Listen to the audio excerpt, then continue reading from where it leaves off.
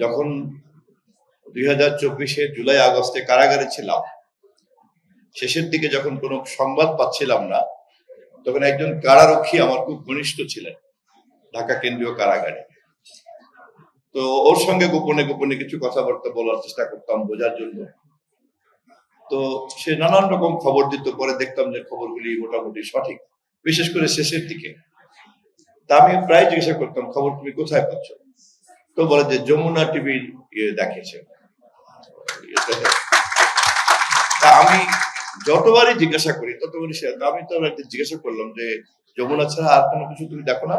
তাহলে আর কেউ সত্য কথা বলে না, একমাত্র যমুনা সঠিক সত্য বলে।